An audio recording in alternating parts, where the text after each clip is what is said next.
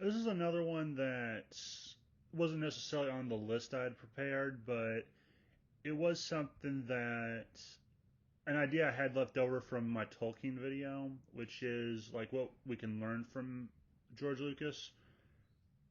I think George Lucas is a very interesting guy. I mean, he's very well cultured. He's very well read.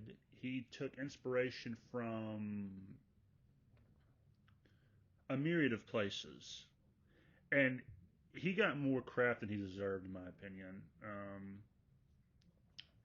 This isn't really me defending the prequels because I think they've aged better than people thought they would, and they kind of speak for themselves.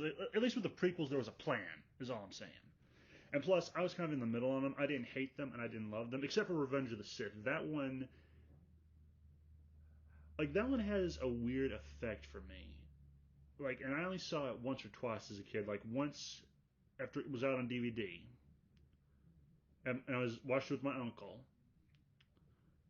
And I think I saw it one more time after I got my hands on a copy of it.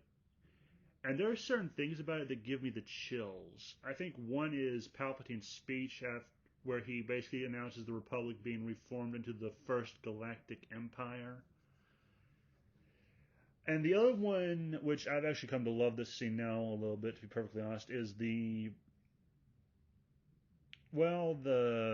scene where Mace Windu loses his hand. Like I've said before, I'm a Fett fanboy, and him killing Jango kind of made me hate Mace Windu, especially after I learned more about Jango years later. But that out of the way, yes, I do think the prequels were unjustly vilified. I think the actors did the best they could with what they had. I mean, I do kind of buy into the some argument that like Lucas is a creative guy. When he has ideas, they are spectacular. But like when it comes to writing scripts, I can't really say for sure because I don't know much about his writing. But I do think maybe if you have a talented writer working with his concepts, the prequels could have been better. But then again, at the end of the day, it was George Lucas made Star Wars so he could do what he wished with it. And yeah, that's an argument I often hear from the Audiophile, and it's an argument that I agree with. I agree with now. At first, the concept was kind of weird for me, but then I was like, you know what? He did make it. I mean, sure, we love it, but at the same time, he created it, and he can take it in any direction he wants to. And he was definitely unorthodox in the way he did things. Like I remember hearing back when 13 was being made, all of a sudden one day Lucas decided, you know what, we're gonna make Boba Fett the main character. Like as they were in the middle of making that story, back when it was still just about a random bounty hunter. Like he did it, and it was weird. That was a weird thing to do, but at the same time, I kind of liked that idea. And he was very like understanding is what I often heard. And yeah, no, like he is an interesting guy to learn about, but yeah, with that out of the way, I think I'll move on to the video. And also, my dog's starting to piss me off. For creations, like yeah, it's pretty obvious. Everyone knows stuff created by Lucas, even if you don't know he made it or was involved in it or his company was involved in making it. The two things he is most well known for, and the things he will probably go down in history for, is the creation of Star Wars and the Indiana Jones franchise, which were both thoroughly entertaining, especially in video game form. Star Wars was like a very epic space opera. Like imagine a Greek epic or just an epic story, like an epic mixed with opera and space. It's a space opera epic. That is what Star Wars is, in my opinion. Another one is Indiana Jones, which I consider that historical fiction, to be perfectly honest.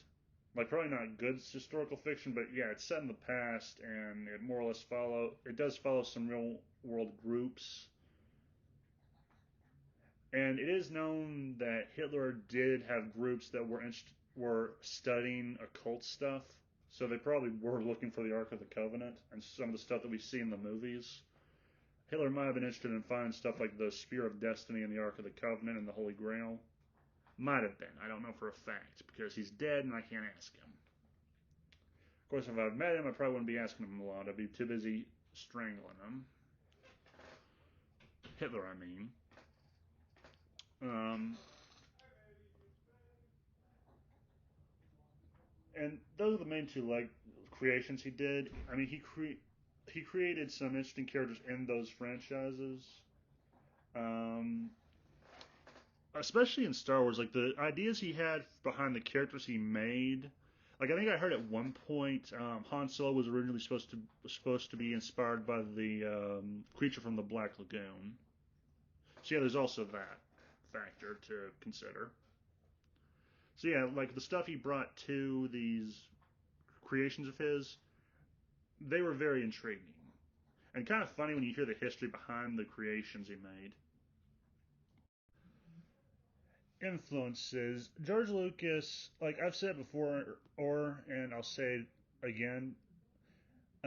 George Lucas is an interesting guy, not because of his personality or, well, actually, yeah, the way his mind works is kind of interesting in my opinion. Like how he words things can sort of come times off as gobbledygook and confusing, but at the same time, I like his process. But one of the most intriguing things about him for me has always been where his influences come from. This guy, he took I don't know if I want to say inspiration, but yeah, but he definitely did take a bunch of different stuff and brought it together in this amalgamation, and not in a Frankensteinian kind of way. Like he still brought an original idea together, but he took inspiration from mythology, legends, folklore, philosophy, opera plays, Eastern and Western motifs, Flash Gordon, and The Hero with a Thousand Fucking Faces by Joseph Campbell, who I believe I once heard supposedly claim that George Lucas was one of his best students.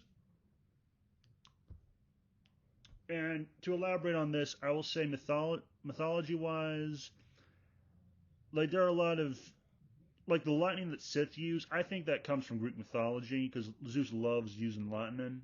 Like I hate Zeus, but yeah, he loves using it. There are various legends like King Arthur. There are probably some stuff in folklore, philosophy.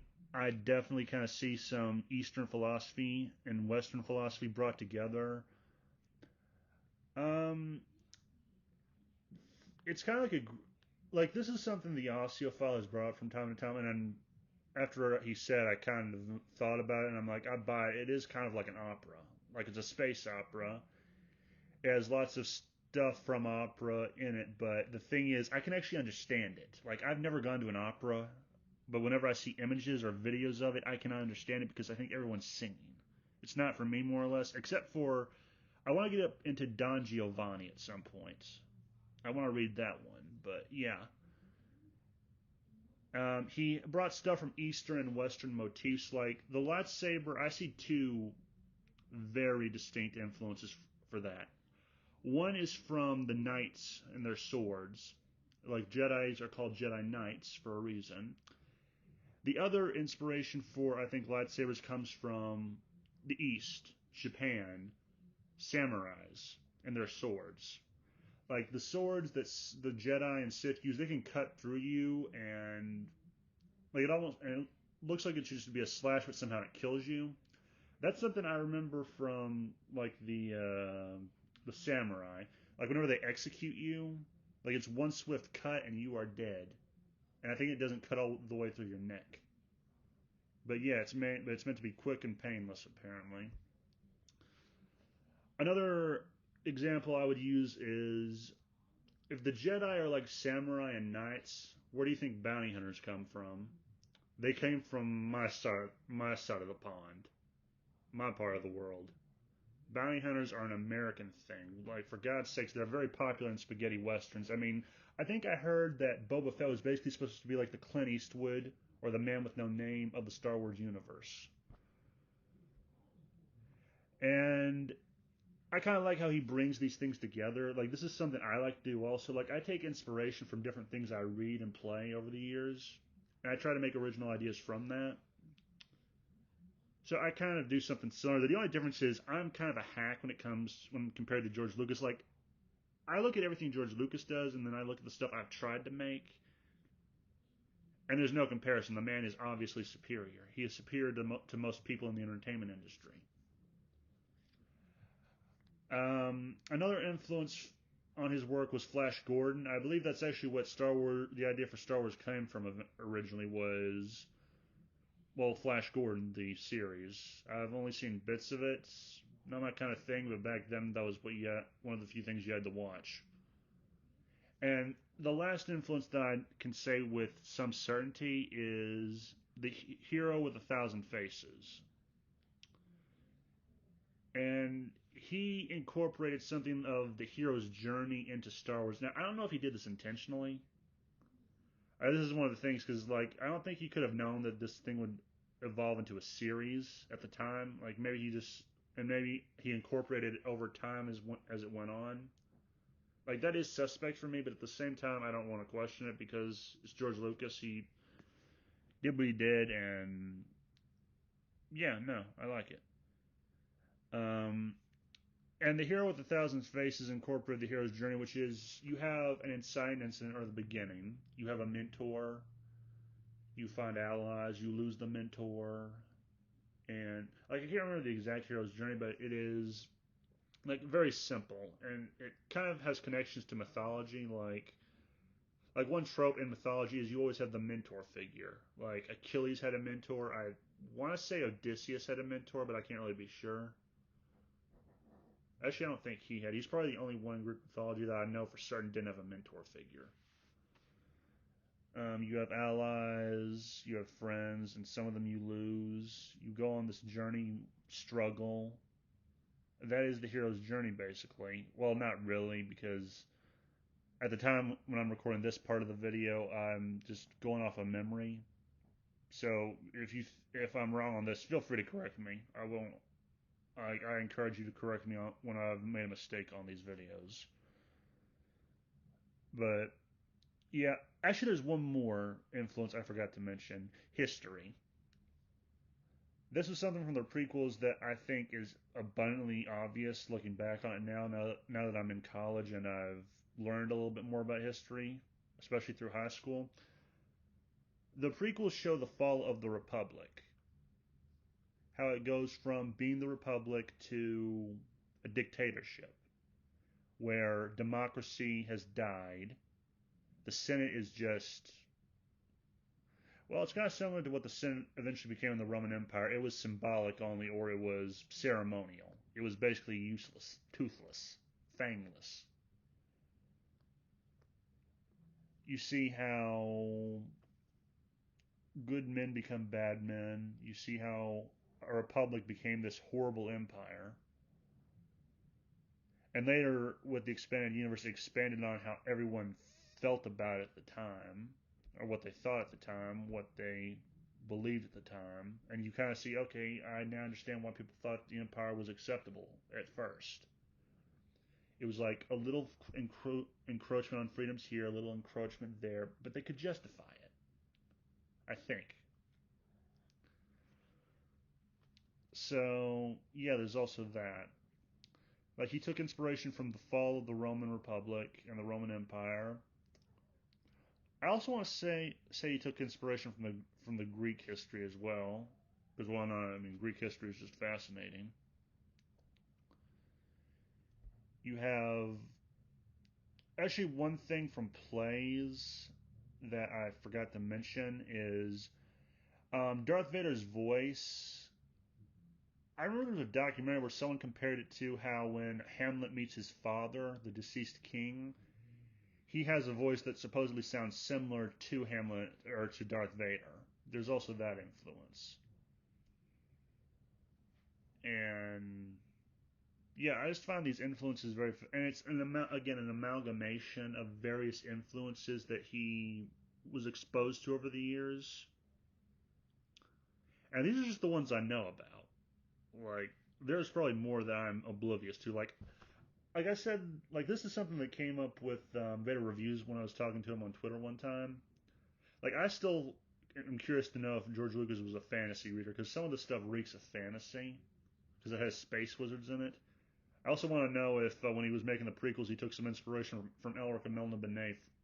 But that's kind of like that's kind of grasping at straws as far as I'm, and that's something I brought forward. So I think I might be grasping at straws there. But yeah, there are probably tons of other influences that I do not know about. And he took all of this, and throughout the years, he brought it together in something that we could all love. And it's kind of a shame he's not given more, well, wasn't given more respect near the end when he gave up Star Wars.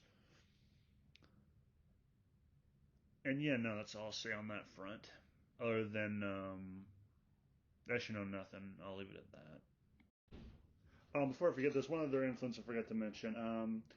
He was also influenced by a bunch of old black and white films he saw back in the day.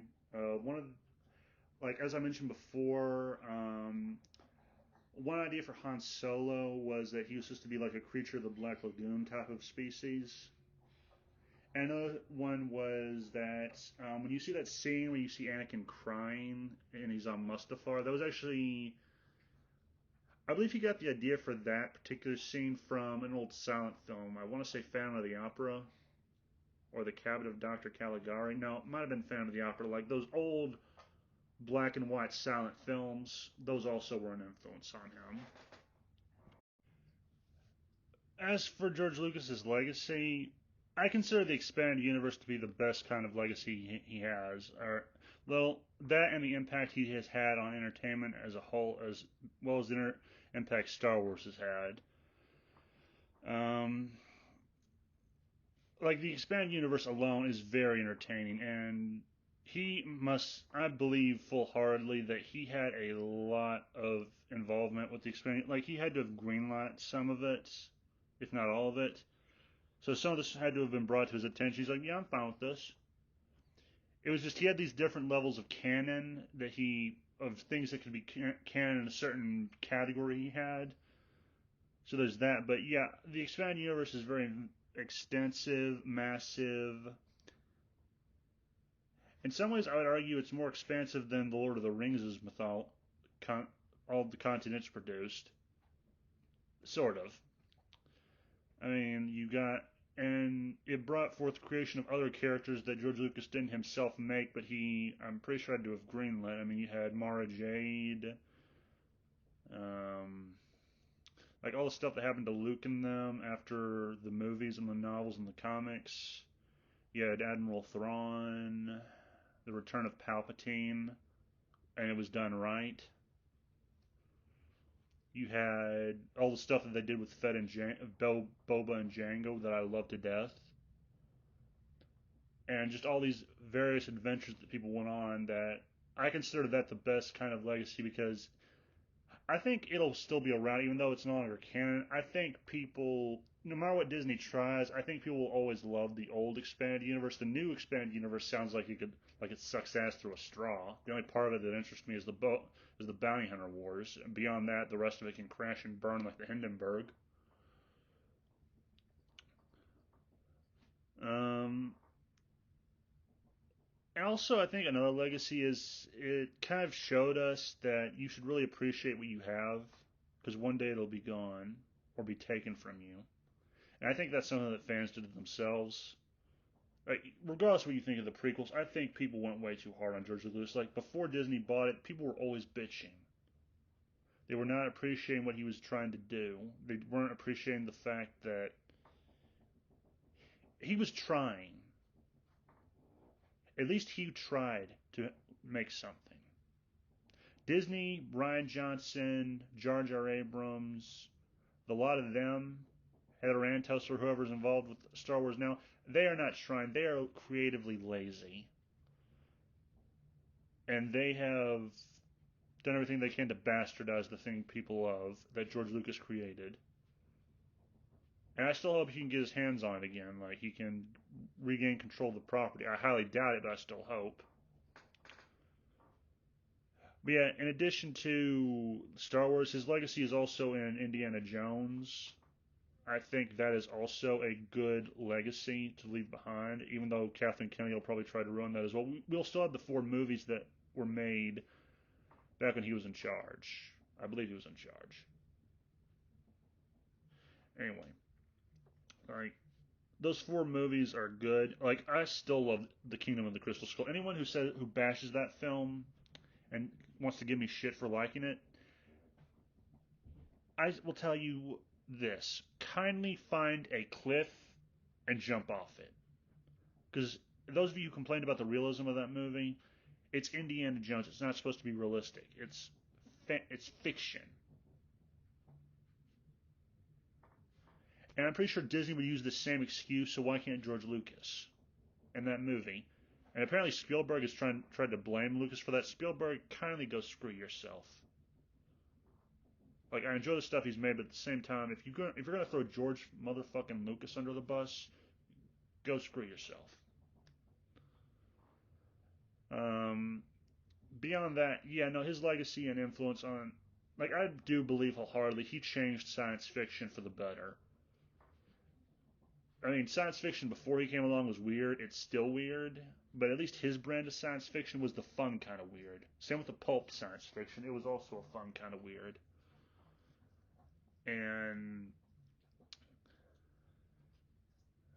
I kind of like also how he made bounty hunters cool for science fiction. Like before that, I don't think bounty hunters had been used in science fiction as much. They had mostly been done in spaghetti westerns. I personally believe he brought it back into popularity and more importantly into the public consciousness.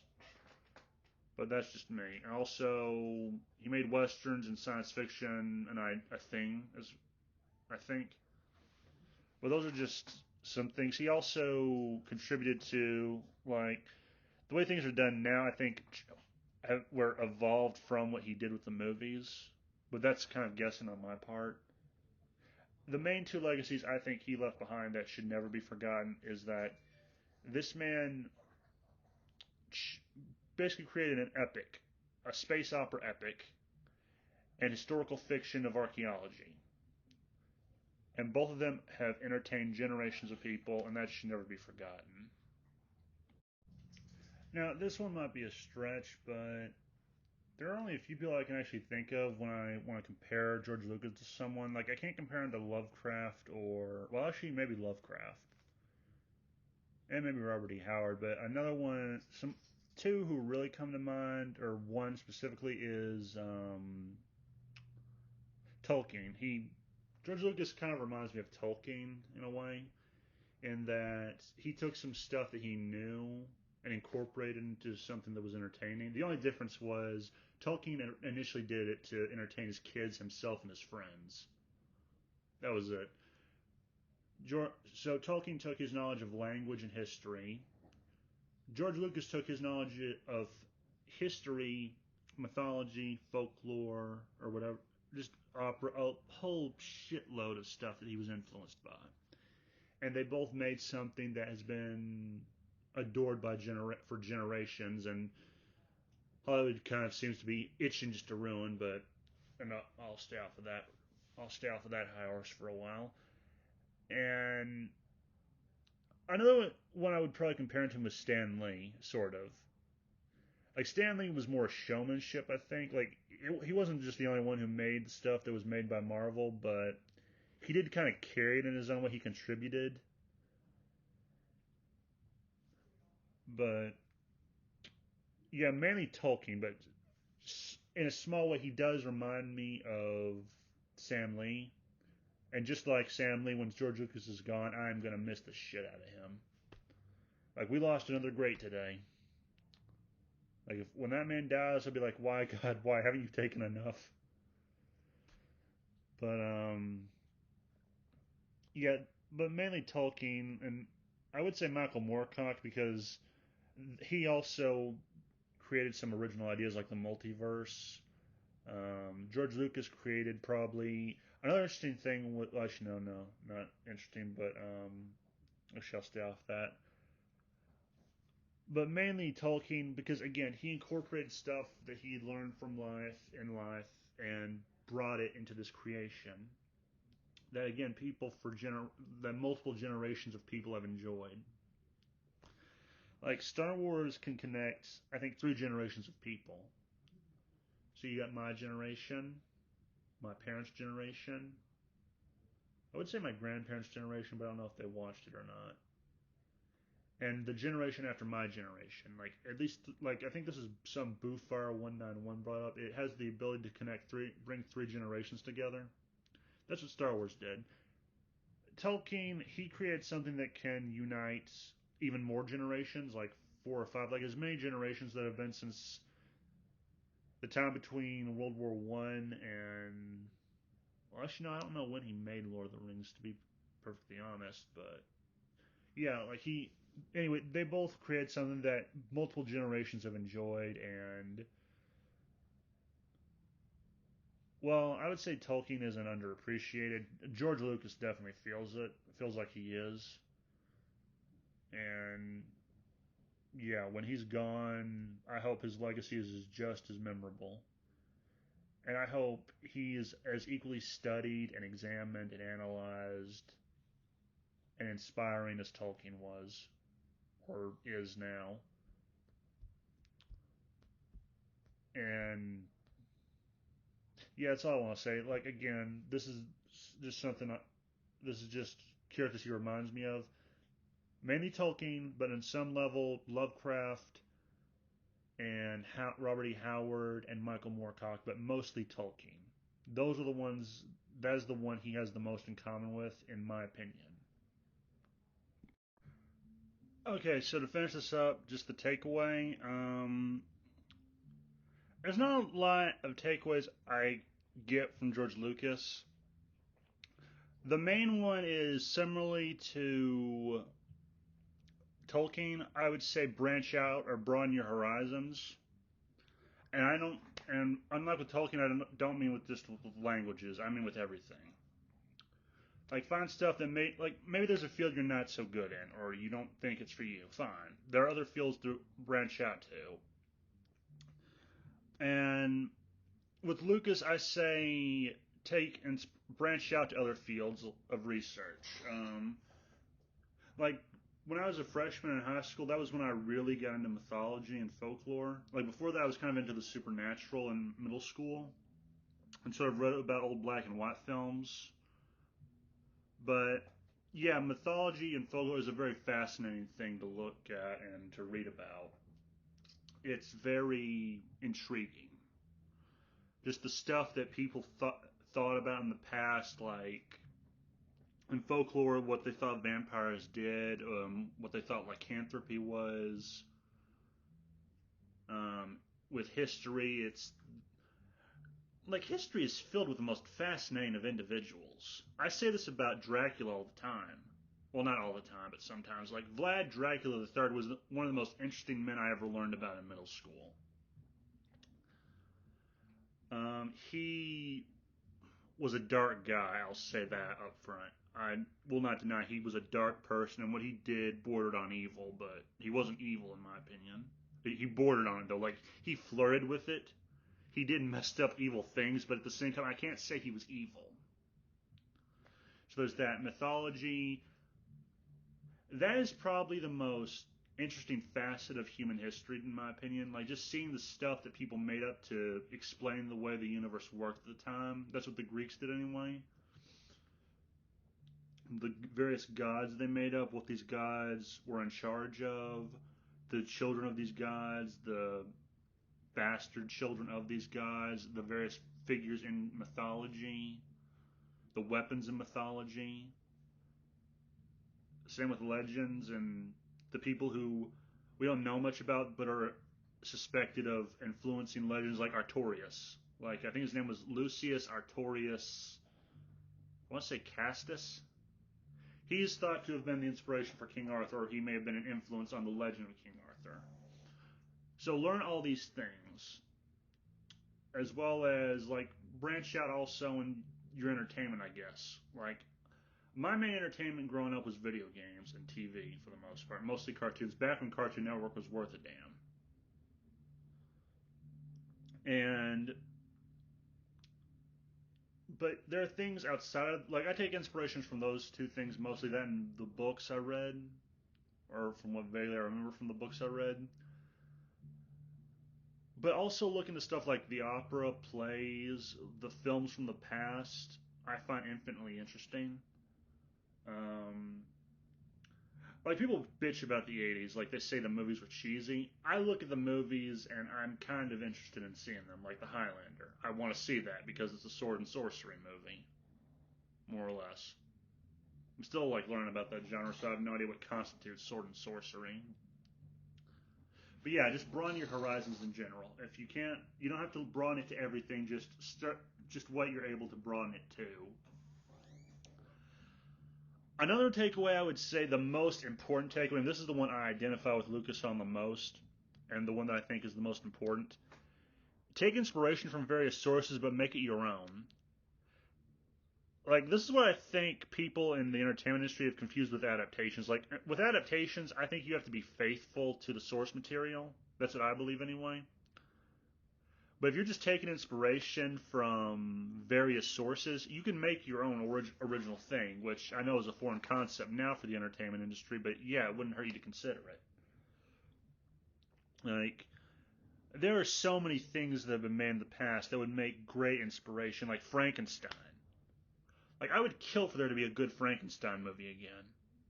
An actual good one, or something inspired by it. Or Dracula. Actually, no, Dracula's done that. Hellsing was kind of inspired by a Dracula movie.